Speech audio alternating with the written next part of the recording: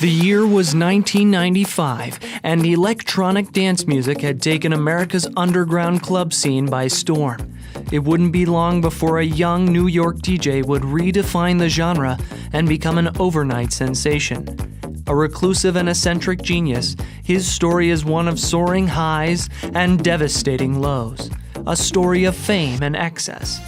This is the story of DJ Spinboard. Grew up on the east side of Brooklyn.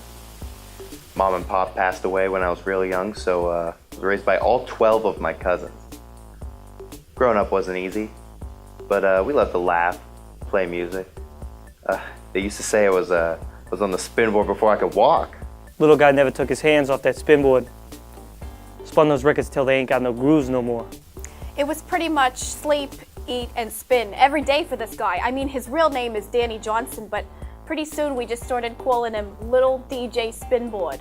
It was adorable. Young and impressionable, Danny Johnson hosted his first show at the Electric Bangaroo Bar in Yonkers at the age of 5 under the alias of DJ Spinboard. From then on, he spent every day after school headlining at clubs across the state of New York.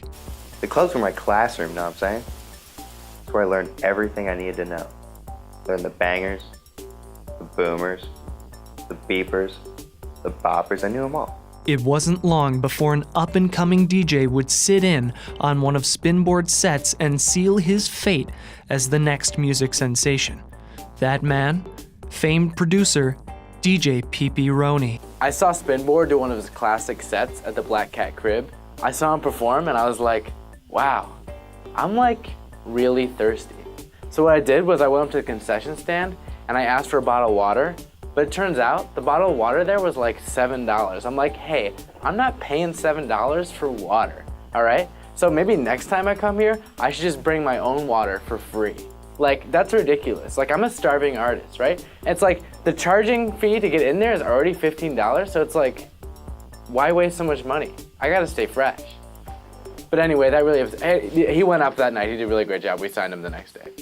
The next month, DJ Spinboard's debut album, Spinning Boards of Glory, topped the Billboard charts. It was the greatest day of my life. It was an album that defined a generation and made him a superstar, but that would all come crashing down. We all knew he had a problem.